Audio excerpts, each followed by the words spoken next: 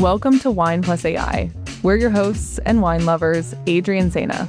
This is the podcast where we break it all down for real people, not the people who are working in the terminal. Just the truth about AI. What's brilliant, what's broken, and what's straight up ridiculous. Let's get into it. Welcome back to another episode of Wine and AI.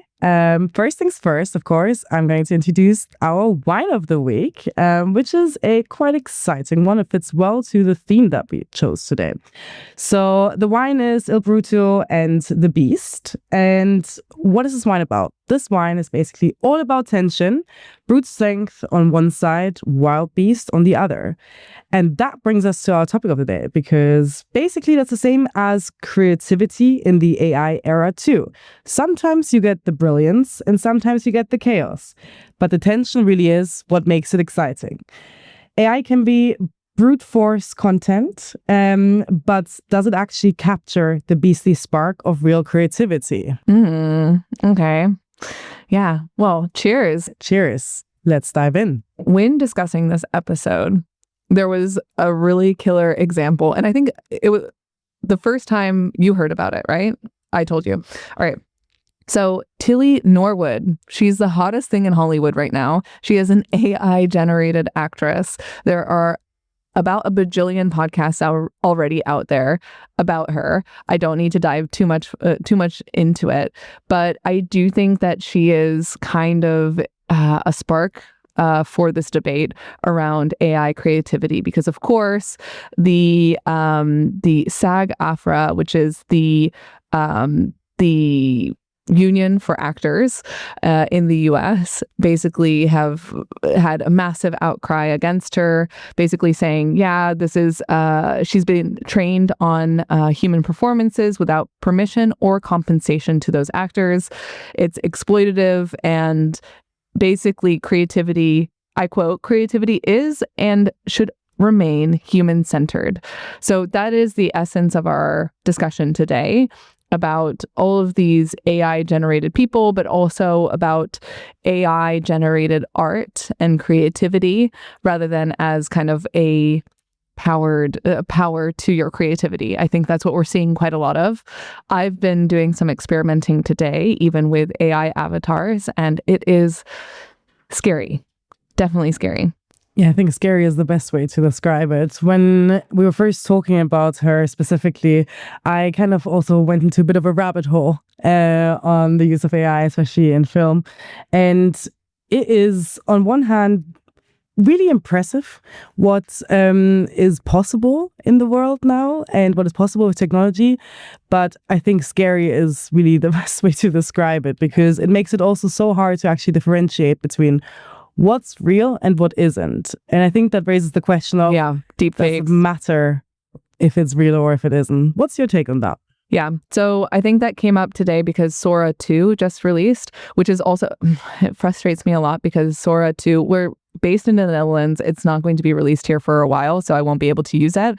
But I did see kind of the initial trailer for it. And it gave me mixed feelings. On one hand, I'm like, that's great. If you can imagine it, it can happen, and it can give you a good base of something that is actually pretty good and pretty smooth with audio, etc. And if you haven't seen it, please check it out.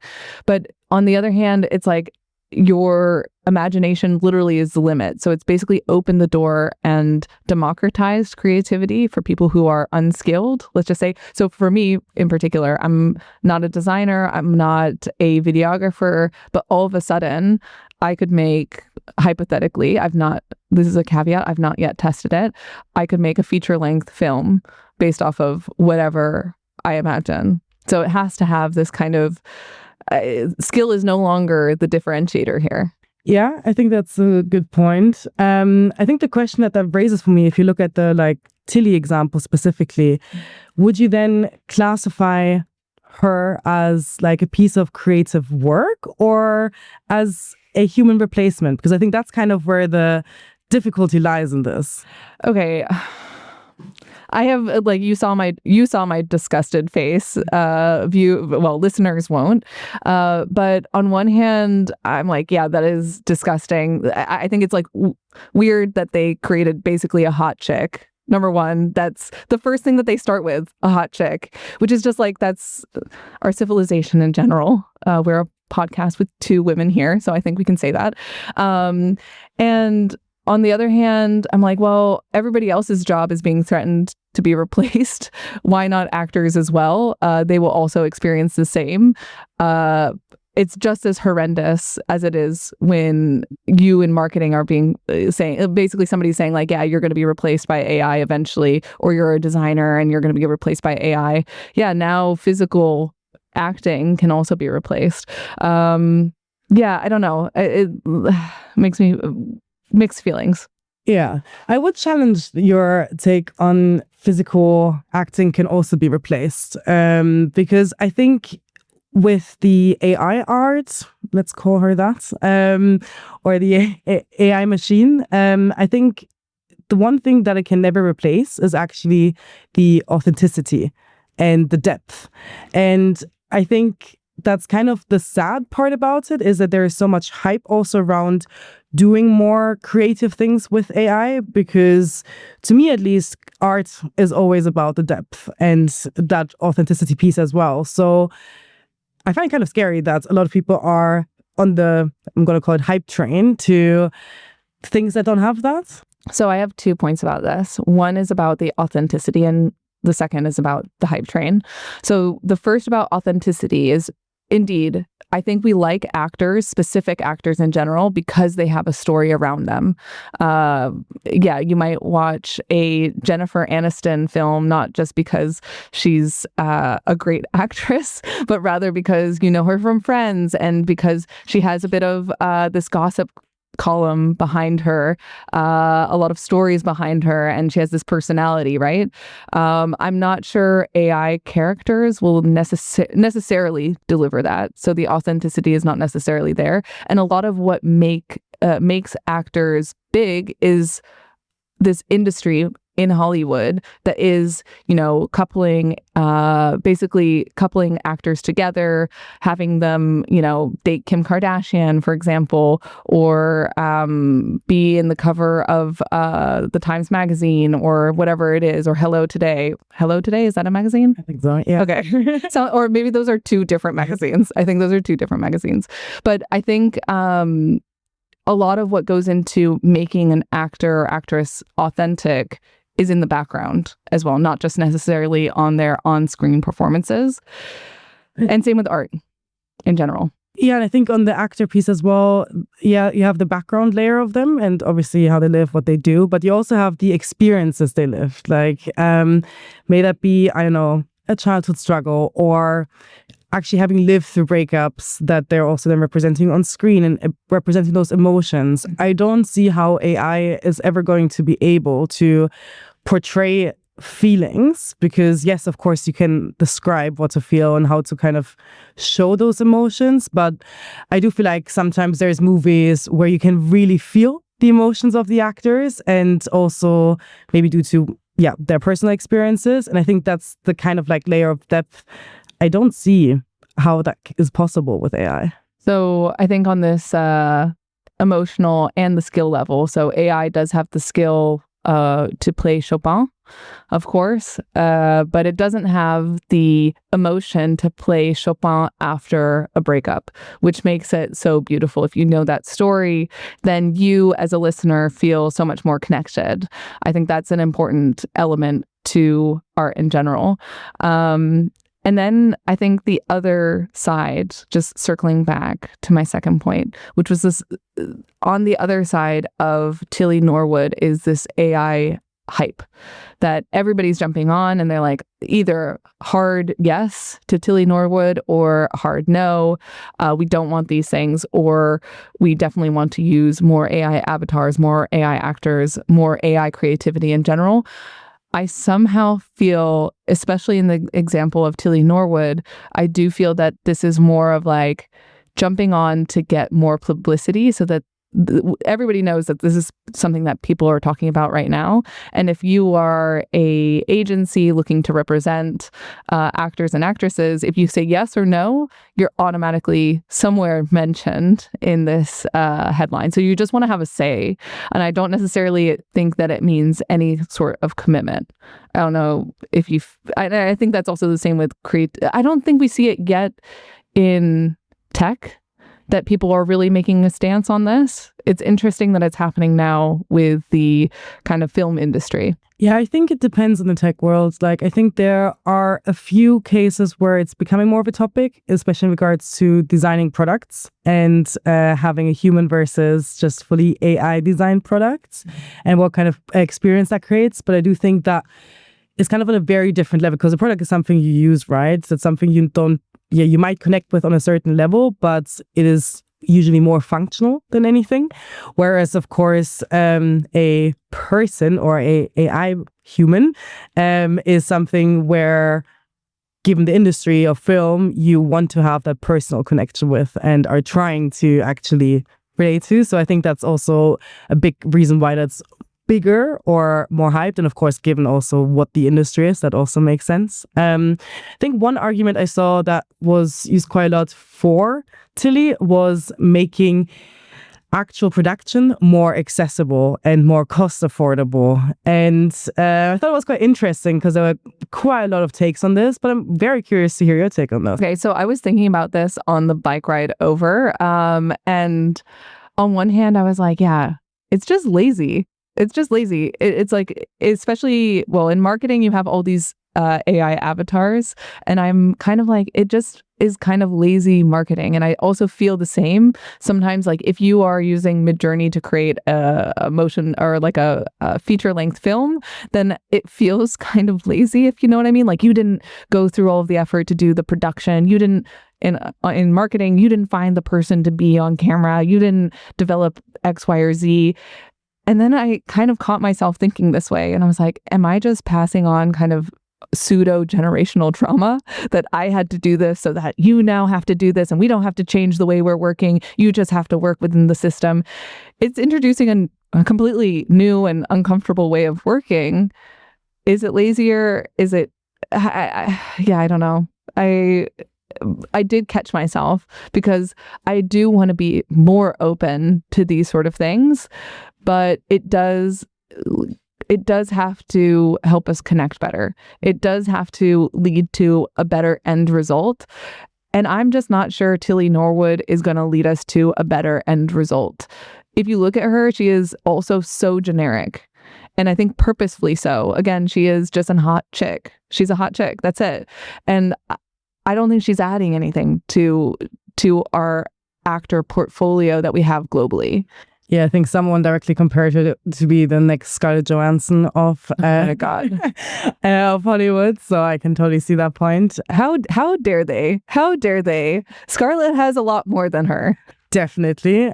First things first, she is an actual human. Yeah. To start with. Yeah, I can totally see your point there. I'm not sure if I would necessarily call it lazy. Because I do think yes, the work looks different, right? Like if you're, I guess, prompting someone or something, that is a different experience than if you are, of course, doing all of the regular movie production things.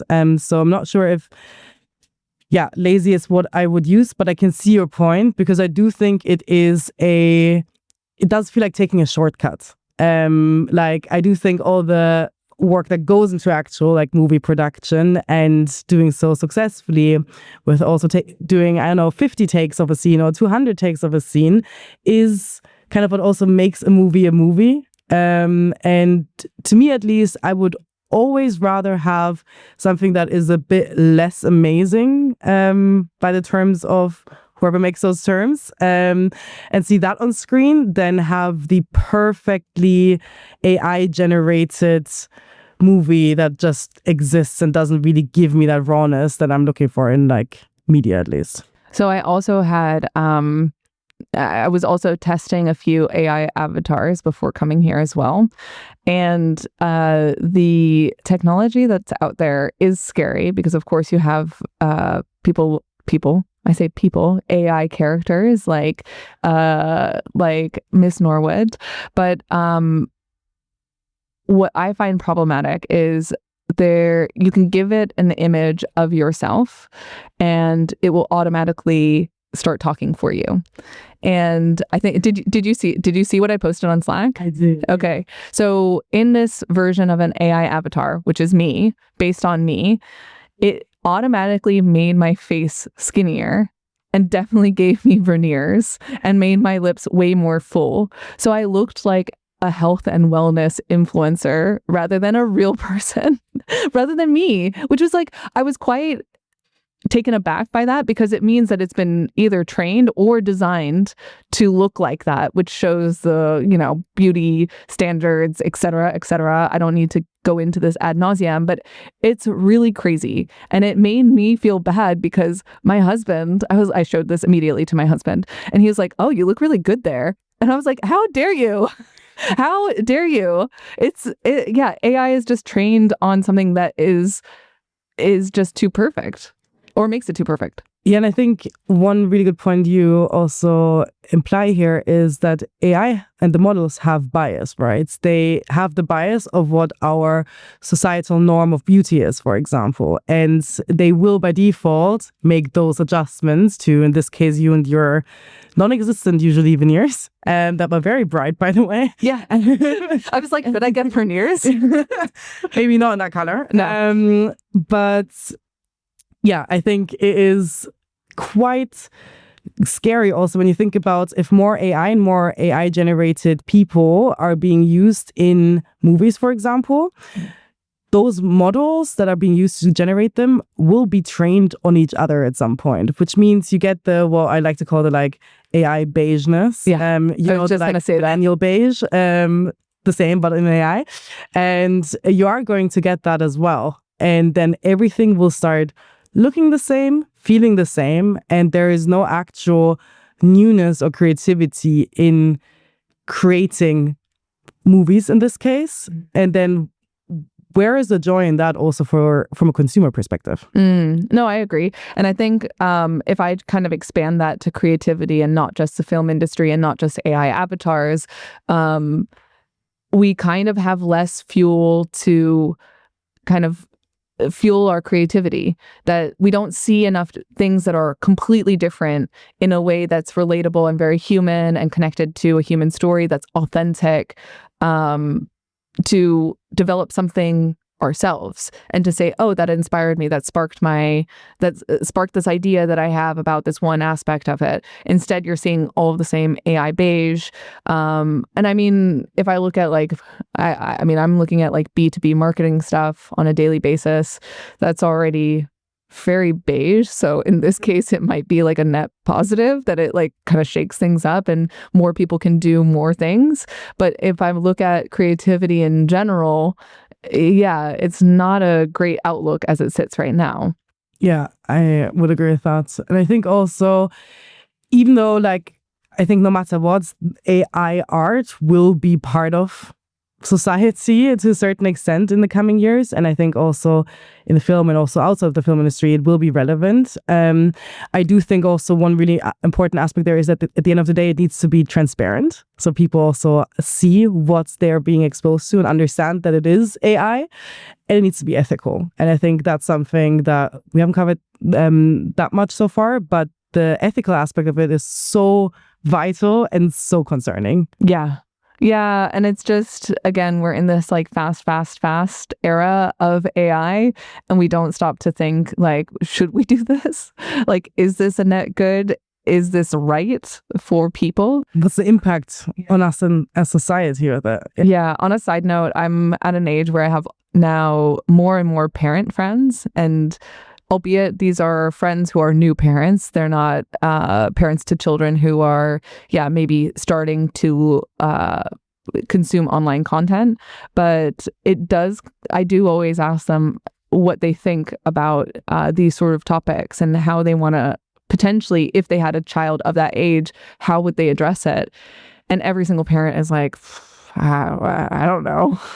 it's hard to make an opinion for yourself, but it's also even harder if you're a parent to say yes or no to exposing your kid to these sort of things. And yeah, I just think it's a tough time. Yeah, and I think there's also only so much that is in your control, right? Like your kid is going to go to school. The learning experience is also changing for children. It's also becoming more and more online, and there's also more and more AI involved in this. So I do think there's only, so much a parent can do, which makes it a very hard thing to answer because you can't necessarily keep your child away from it. So you need to find probably a way to balance it healthily. Yeah. So I want to round out this episode with a bit of practical guidance on, I kind of feel that we're going in the direction of like, AI is not necessarily great for societal creativity, but might be great for individual creativity. It does kind of open up, if you can imagine it, it can happen. If you can learn the tool, if you can test things out, if you're open to that, then it can open a lot of doors. What do we want to say to people who want to have maybe a bit more of a positive outlook on this? Yeah, I think what we can say to people, or what we're saying to people, is that it's all about how you end up using it for yourself. So if you are going in with the right intent of using AI as an enabler, also to fuel your creativity and to broaden your horizons, may that be from a getting more insights perspective or getting some ideas, that's a good thing. But relying on it as your kind of like input tool and output tool, I think that's where the line becomes quite blurry. Yeah. And at least on my end, I do feel that it allows, for me personally, using Midjourney and a lot of these creative tools with AI kind of embedded in them, it's opened up a whole range of possibilities for me. And that even if I have like an inkling of an idea, I put it in and I get something that's like, wow, insane now. But I would challenge people to think differently, to look for inspiration that is not online, that is not feeding into this AI beige. But I think if you're looking at actresses like this and looking at their beauty standards and thinking like, yeah, this is where we should be, that's a problem. And you're thinking like, yeah, this is what all actresses or all of my AI avatars should look like, that's a bit troubling. So think differently. Try something that's a little bit out of the box, but it can expand your skills, basically. All right. So that's the end of our episode. Again, we have lots of new content coming out on the Joy Lab. This is the #1 place where we're exploring AI for joy, not the fast creation of things, but more about how AI can make your life more joyful and how, you can find more joy in what you do at work. So that's the place, and see you next time. That's it for this week. You know the drill. Like, subscribe, and see you next week. Cheers.